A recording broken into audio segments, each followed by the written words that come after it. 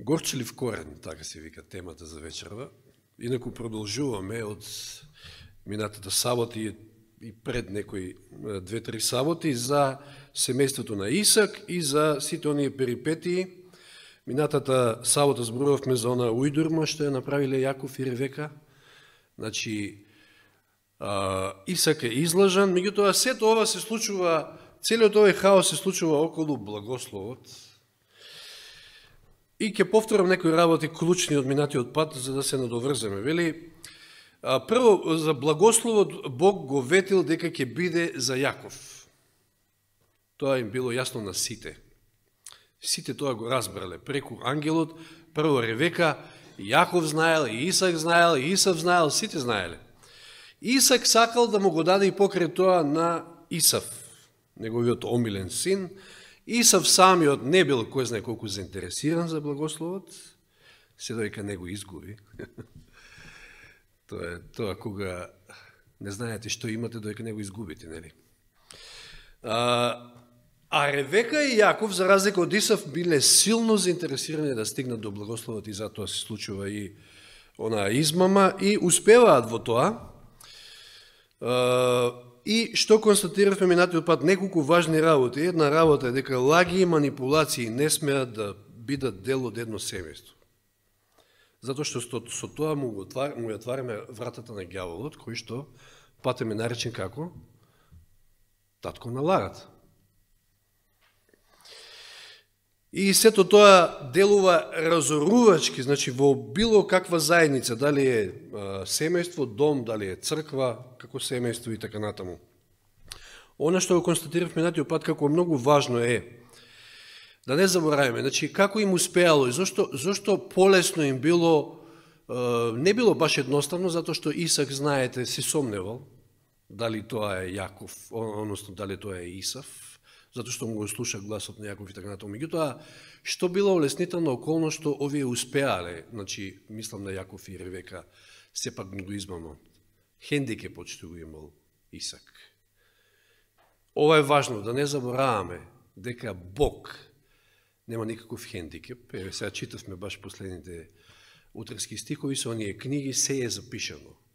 Бог не е слеп, Бог нешто не е слеп, туку гледа се што правите таму на тајно место, сами со себе кога сте, и се е запишано. Значи, можеме да надмудриме човек, затоа што, знаете, секој има, може да кажем, нека е слеп помалку или повеќе на некој подрачи од својот живот.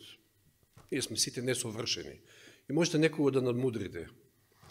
Значи, да е слаб во некоја област. Некој може да е малку повеќе наивен, друг ваков, трет таков, но Бога не можеме. Тој ги знае и нашите мисли.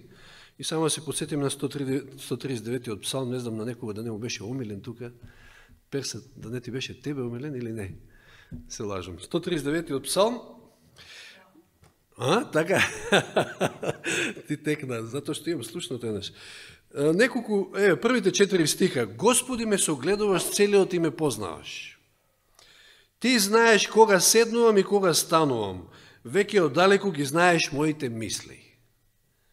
Господ знае и менка кога седнува и кога станува и кога ќе излезе. Вчера се молевме со Раде и фала на Бога. Дали одам или лежам, ти гледаш се, познати си сите мои патишта, додека мојот збор уште не е дошел до јазикот, значи уште е тука, како мисла, а ти, Господи, веќе го знаеш. Видите што се знае Господ, уште пред да изговориш. Само што ќе помислиш, Господ знае, ги чита нашите мисли. Или 12 стих подолу, целиот псалм е прекрасен, вели, ни темнината за тебе не ќе биде темнина, ноќта свети како ден и темнината е како светлина за Господа. За оние, нели, кои што своите зли дела, нели, ги прават во темнина, како вели, па денеска беа тисти кои во Јован 3 глава, дека, нели, ја отфрлија светлината, помила им беше темнината, иако не ги цитиравме, затоа што делата им се зли. Меѓутоа, и таа темнина е како бел ден за Господа. Значи, од Господа не можеме да избегаме да се сокриеме. Не можеме да го излажеме. Видовме дека Јаков се служи со лаги и манипулации и при тоа го користи Божјото име во своите лаги, се послужил дори и со бакнеж на крајот, кога Исак ќе побара од него да го бакне, за да нели го помириса. И што кажавме на исто важна работа, што го извлековме како заклучок од мината сабот. Тоа што некој може постојано на уста да го има Бога и да биде сладкоречив и можда така физички поблизок до вас, емотивен, не мора да значи дека е вистино љубив христијанин. Затоа што гледаме во случајов?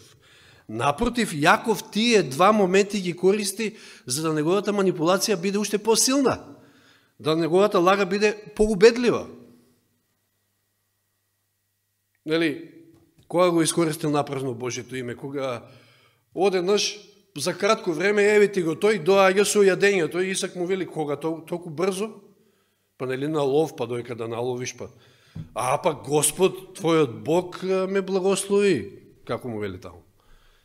Значи Бога го користи исто така во Божјето име во лагата. Ја дори напомнав тогаш во религиозниот свет, да кажам, меѓу нас, пошто ние сме нели во тој свет, дел од тој свет, напротив, некој може би често да го користи Бога и да му е Бог на устата, за да полесно може да манипулира, не да е Боже да има таков, ама има. Ако Јаков можел, целта ги оправдува средствата некојаш. Како што велиме, Јаков ако можел, во семејството на Исака, значи изборуваме за патриархот Исак, тогаш може се да се случи. Потоа исто еден момент кој што ја спомнате. Јаков за време на она испрашување од својот татко имал многу прилики, неколку прилики имал, неколку пати, на 2-3 пати го прашува: ама ти ли си стварно мојот син Исав? И му вели да.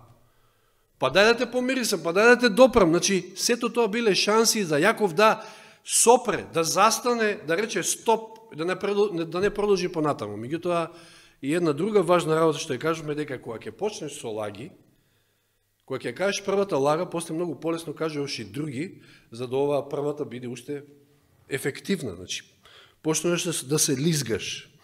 Едниот грев повлекува други гревови. И сега ајде да читаме Битие 27 глава.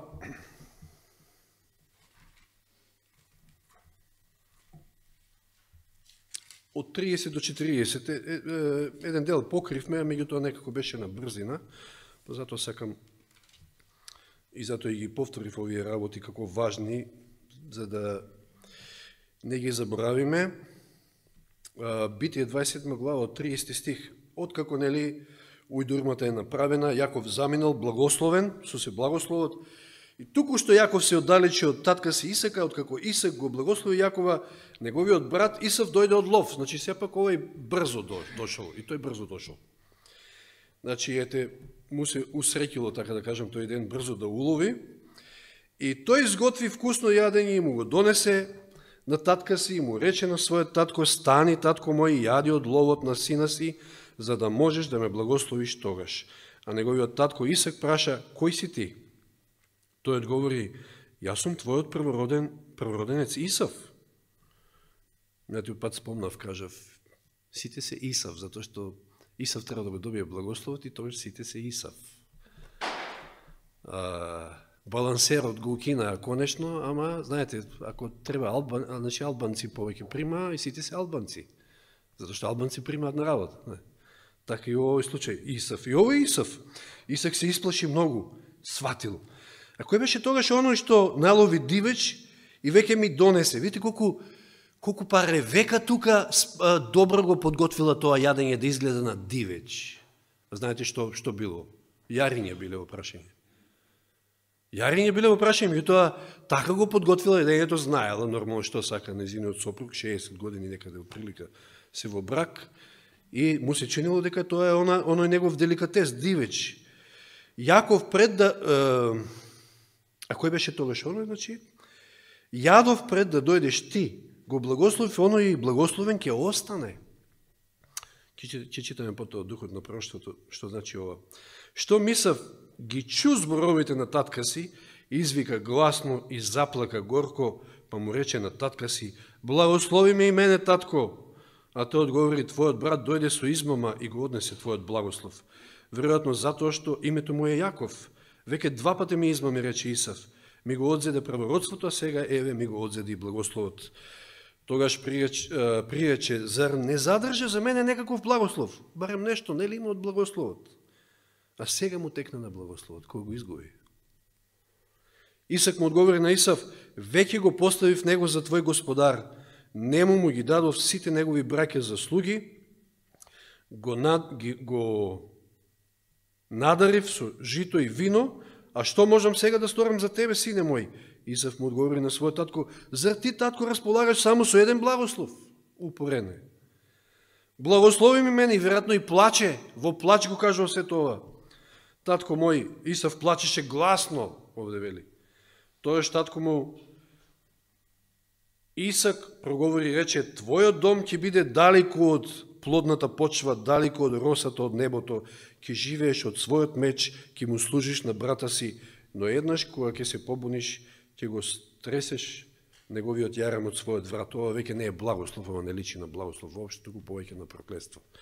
Овие зборови што ми кажува, односно всушност го потврдува тоа дека Јаков е тој кој што го однел благословот и толку. И сега минатиот пат прочитавме и неколку стиха од Евреите 12 глава и сега тука ќе се надоврземе. Од 12 глава Евреите ги читаме 14 до 17 стих. Тука се спомнува оној горчлив корен во контекст на Исав и неговиот карактер.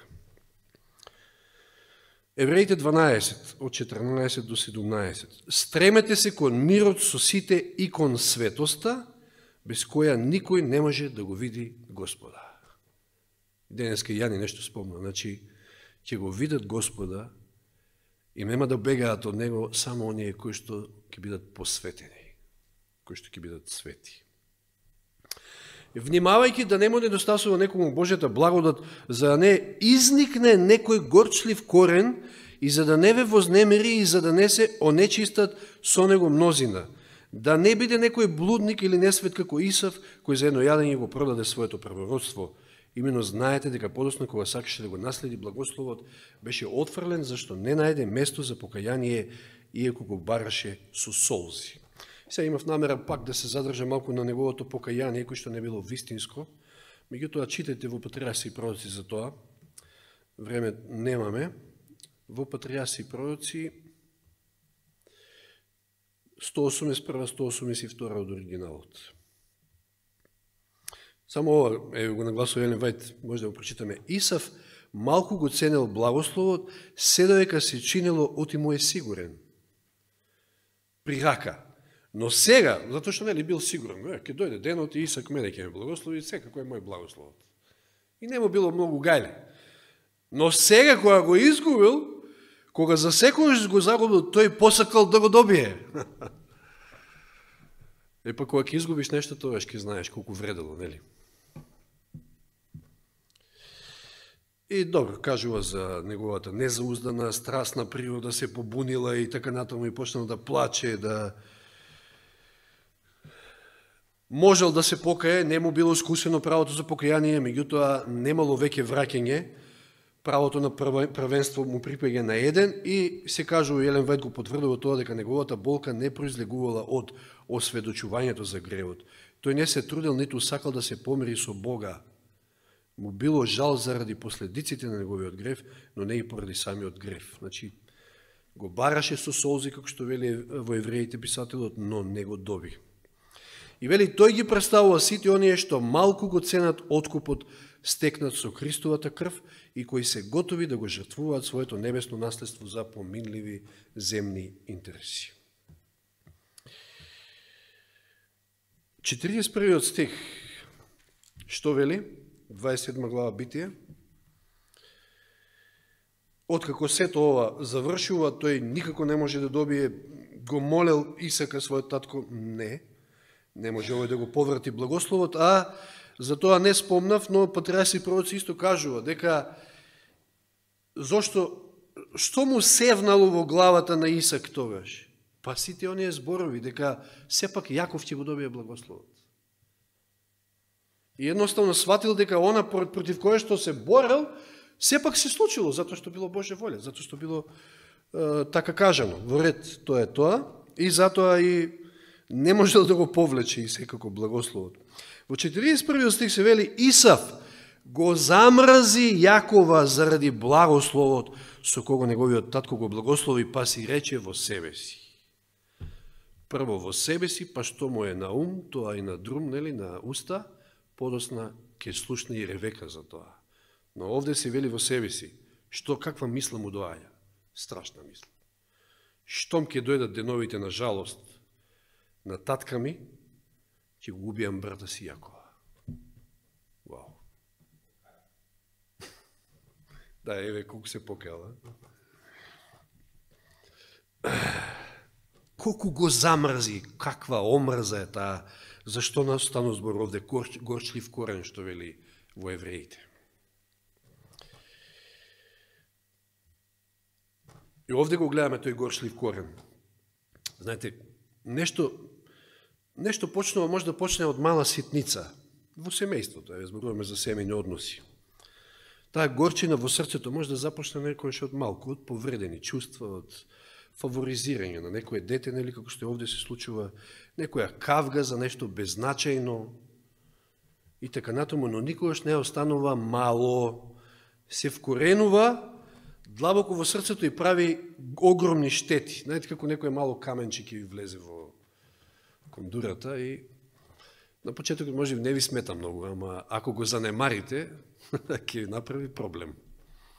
Или некоја мала искричка, како настана еден куп пожари во Македонија ова лето. Мала искра, од мала искрама ќе отиде цела планина. Ето и тоа, и вака, и одеднаш во фамилијата, мала некоја ситна работа,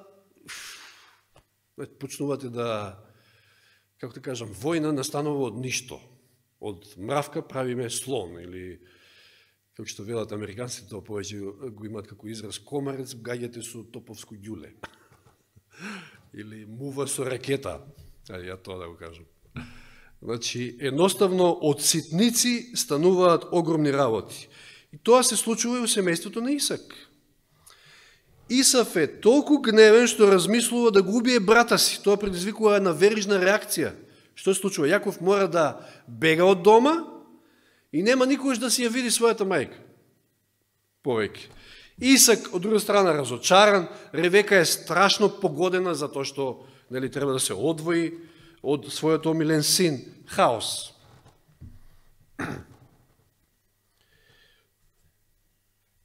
Да се вратиме на 41 стих. Исав го замрази Јакова заради благословот со кого неговиот татко го благослови. Ова не е подсетува на нешто.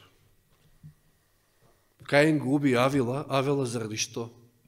Значи, Исав го замрази Јакова и намисли да го убие затоа што место тој да го добие благословот, го добија Јаков. А Авел губи, Каин губи Авел, се извинувам, затоа што на Каин не му беше прифатена жртвата, му беше на Авел.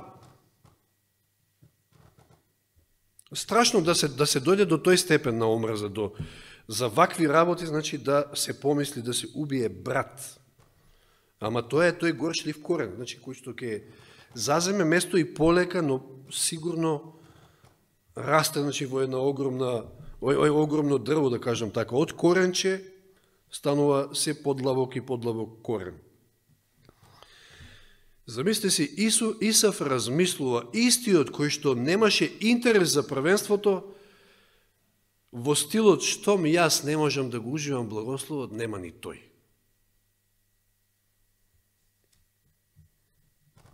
Видите колко е неразумен гревот. Ветера да носите неразумни одлуки, едноставно, нерационални. Што вели евреите, пак да се навратиме, 12 глава. Стремете се кон мирот со сите и кон светоста, без која никој не може да го види Господа. И сега вели, внимавајки да не му недостасува некому Божјата благодат, значи колку ни е потребна Божјата благодат, за се, како што вели Павле, Бог на Павле му вели, доста ти е мојата благодат. За да не изникне некој горчлив корен и за да не ве вознемири и за да не се онечистат со него мнозина. Видите какво влијание има таа горчина, тој горчлив корен. Делува на мнозина, расипува многу меѓучовечки односи и врски. Едноставно делува токсично на односите. И еве, два цитати ќе прочитам, Христови параболи, како тоа се одвива овој процес на некој начин. Вели, кога посејаното семе ќе донесе жетва и кога тоа повторно ќе се посее, приносот многократно се зголемува. Овој закон се потврдува и во нашите односи со ближните. Секој дело, секој збор, кој патем е запишано, нели, како што читавме, представува семе што ќе донесе плод. Секој дело на промислена љубезност, послушност или самооткажување ќе се повтори кај другите, а преку нив и кај многу други. Значи, ширите добро влијание. Меѓутоа, така и секој дело на завист, злоба и раздор ќе биде семе кое ќе никне како корен на горчина, со кој мнозина ќе бидат расипани. Какво влијание има ова? А колкав дури ќе биде бројот на оние што ќе ги отрујат тие мнозина. Значи, од еден може мнозина да бидат расипани, а од тие мнозина па колкаво ќе биде влијанието. Колку ќе отрујат, вели Елен Вајт. Затоа велам токсично е се тоа, како што велат психолозите.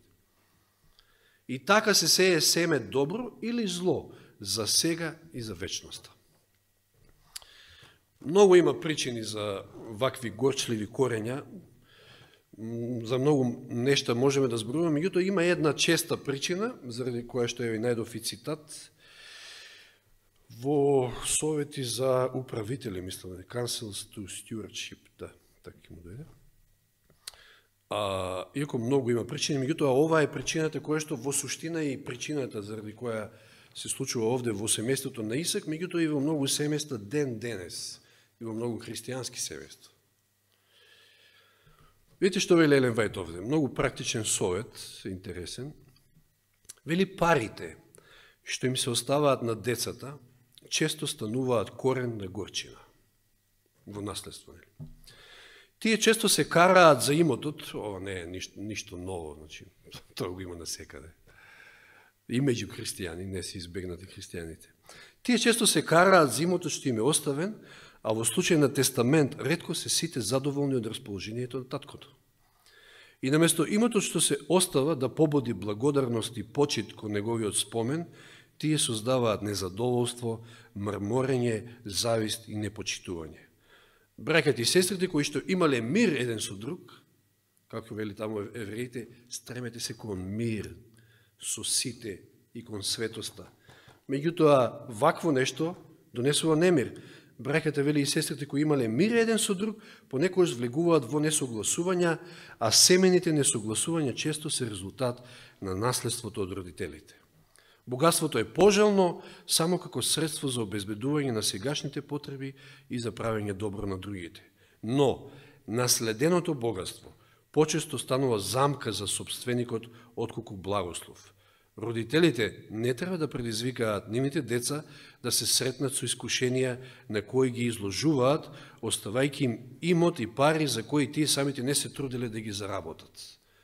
А обично, знаете, не се цени она што не е остварено со труд.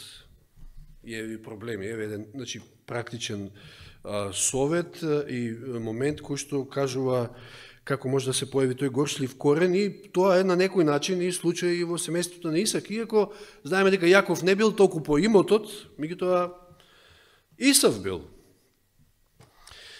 Или еве Второзаконие 29:18 стих кој што укажува на корен кој што раѓа отров и пелин.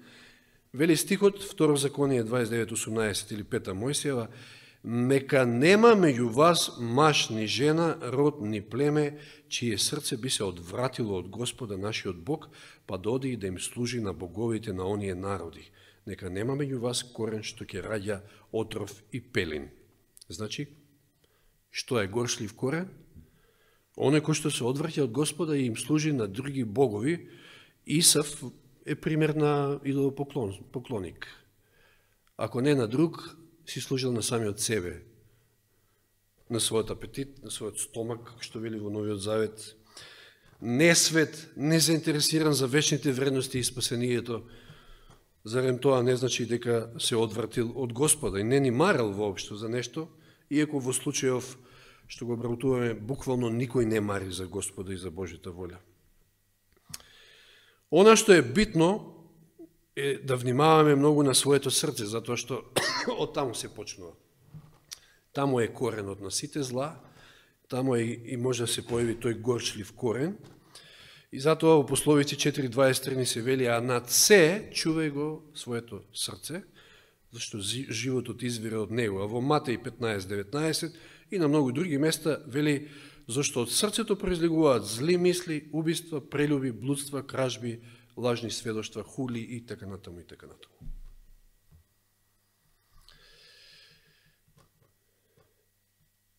Нема време, меѓутоа само ќе прочитам дел од стиховите сега за да се надоврземе за следниот пат. Значи, кога дошла до тука работата, овој намислил да го убие,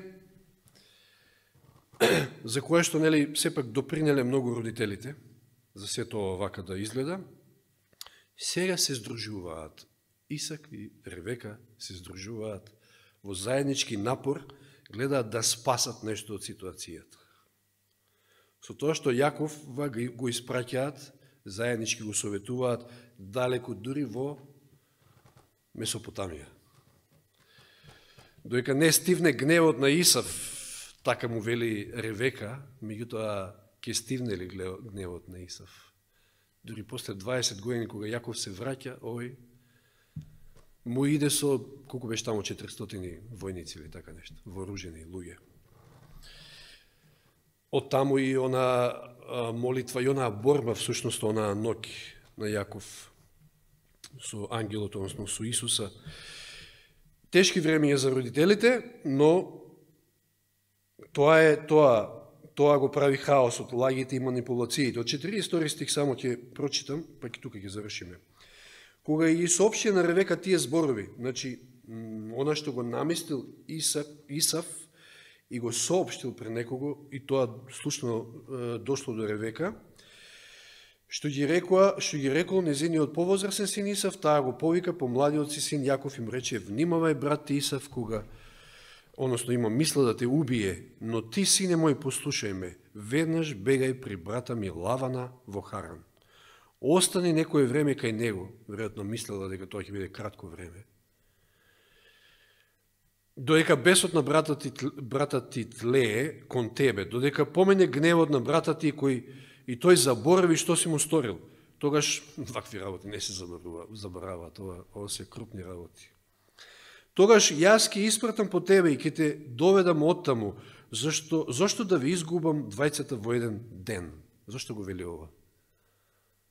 Може да се случи да ги изгуби двајцата. Ако Исав ја реализира својата намисла, тогаш тој што пролеал крв, треба и неговата се пролее. Тоа е закон Мојсеевите книги. Доека Ревека му рече на Исака, ми здодеа мојот живот заради овие жени хетејки, ако и Јаков се ожени, веројатно сакали да делува на овој начин на него, да полесно се сложи, но на него му е веќе јасно, на него му е откриено веќе све. Ми здодеа мојот живот заради овие жени хетејки, ако и Јаков се ожени со некоја хетејка, какви што се домородкиве, зошто ми е тоа животот? Вели Ревека. И потоа во 28 глава, затоа Исак го повика Јакова, го благослови и му наложи. Не зема жена од хананските девојки, тргни веднаш во Падан Арам, во домот на Ватуил, татко и на мајка ти, и оттаму земи жена за себе од керките на Лаван, брат на мајка ти. А се моќниот Бог, Ел Шадај, да те благослови и да те наплоди и умножи, така што да станеш множество народи. Нека ти го даде и тебе благослово, даде на Авраама, тебе и на твоето потомство, така што ќе ја наследиш земјата во која живееш како придојденец, а која Бог му ја даде на Авраама. Така Исак го испрати Јакова и тој отиде во Падан Арам при Лавана, син на арамеецот Ватуил, брат на Ревека, мајката на Јакова и Исава. Тешки времења за родителите, реков, Исав е таков каков што е, проблематичен, Јаков мора да замине во тугина, а Ревека нема веќе повеќе да го види. Видите какви се последиците од ова. Не знам дали да го читам 6 стих, е исто интересен. Што прави Исав сега, кога го слушнал во ова? Овој не сакал хетејки. И Кога Исав отиде виде дека Исак го благослови Јакова, кога го испракише во Падан Арам за да си земе жена од таму, наредувајќи му додека го благословуваше, не смееш да земеш жена од хананските девојки и дека Јаков ги послуша татка си и мајка си отиде во Падан Арам, Исав свати колку му се одвратних хананските девојки на татка му Исака, затоа отиде при Исмаила и покрај жените кои веќе ги имаше се ожени со Маелета, керка на Исмаил, синот Аврамов, а сестра на Вајотова. Што направил Исав? Не знаеш што прави, тоа е. Го видовме неговиот карактер. Господ нека не чува и од тој горчлив корен, од таа горчина и злоба која што може да се појави во нашите срца, не дај Боже, и да направи големи проблеми. Мора да ги испитуваме своите срца, мора да размислуваме и во контекст на она што го читавме и од утринските стихови, дека секоја мисла, секоја помисла е запишана. Да, во книгата на споменот се запише нашите добри дела, ама се запишуваат и другите на друго место. Господ се знае и Господ нека не чува од зло да го испитуваме нашето срце затоа што е поизмамливо од се, што вели во Еремија. Ние самите не се познаваме така како што Господ не познава. Затоа да се молиме како на крајот од 139 псалм, оние стихови, кога Давид вели, испитај ме, Господи, погледај да не одам по гибелен пат, затоа што ја не можам самиот да согледам некојаш. Ти можеш, ти знаеш. Нека Господ не чува од вакви работи, затоа што еве гледате какви се последиците. А тој ќе не чува ако ние го слушаме него и одиме по неговиот пат. Слава нека му е на него. Амин.